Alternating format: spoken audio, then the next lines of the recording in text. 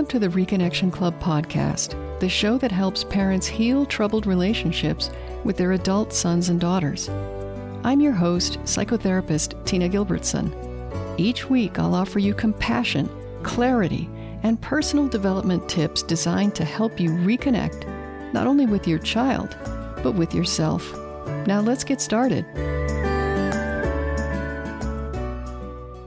One of the questions I hear most often is some version of, when should parents respect an estranged adult child's request for no contact?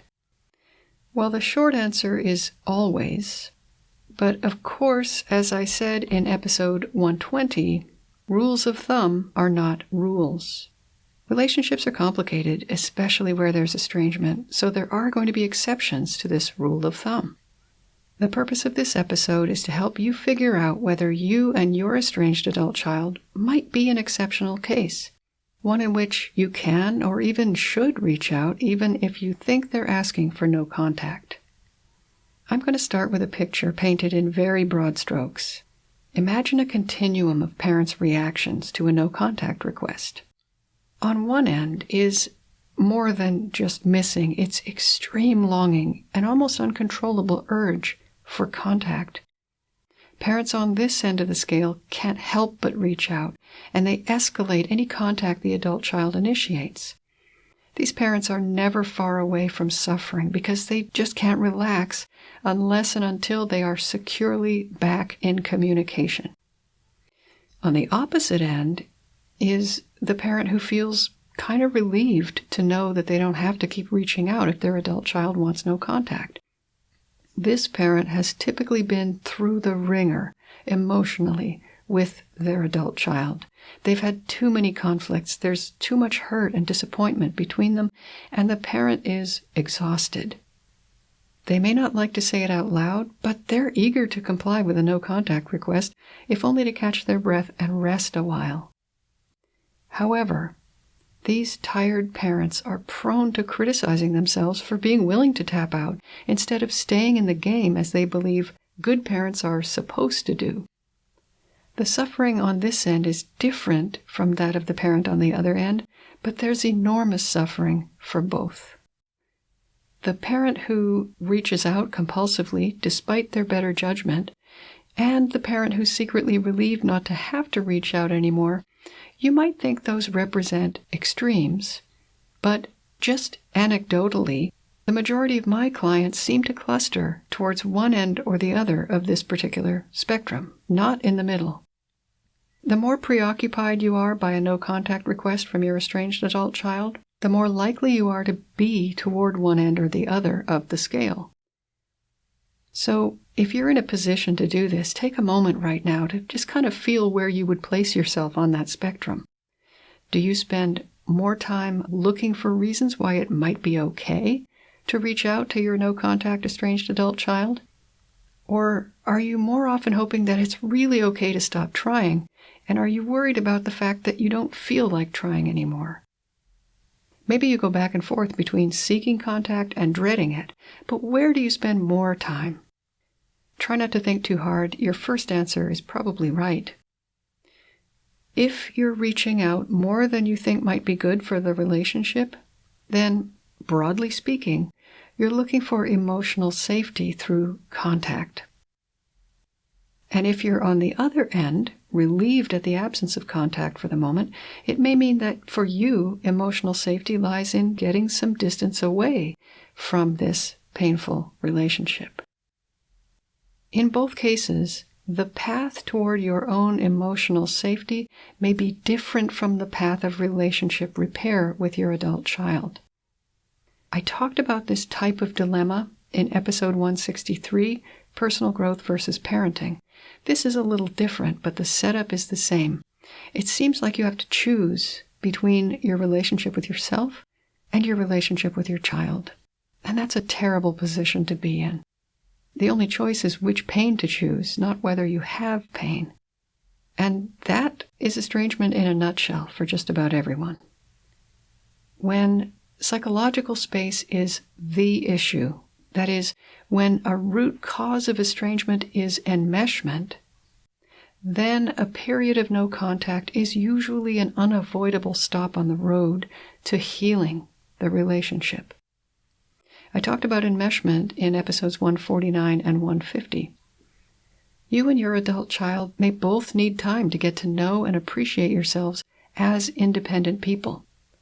So for those whose desire for contact is overwhelming, a break might be necessary while you take the time needed for healing and repairing the relationship from the inside out.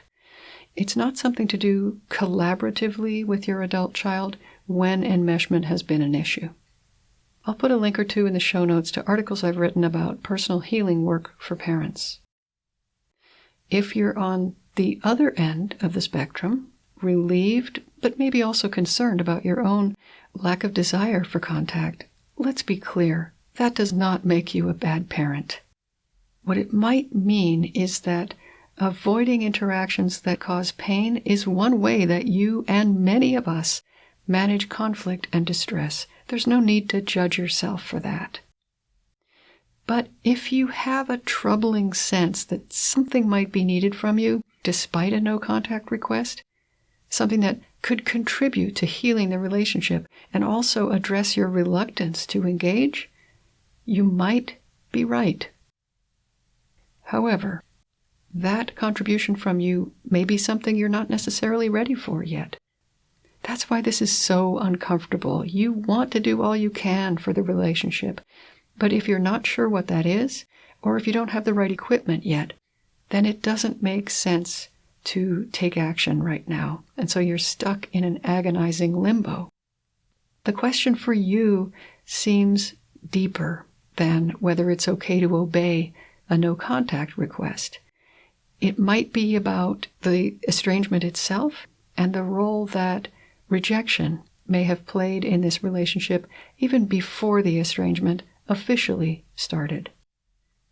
In your case, if you're silent for a while, let it be because you're actively working to develop more self-compassion and ease within yourself, so that slowly but surely you can steer the relationship to a safer place for you and your adult child. And this brings both ends of the spectrum together. The answer to the no-contact question is the overarching answer to estrangement itself. When you make a decision about contact, think about being the change that's needed in the relationship.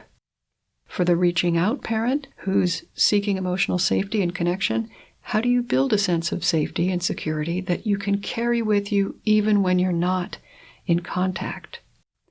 How would it be to intentionally tolerate the emotions that come up for you instead of reaching out?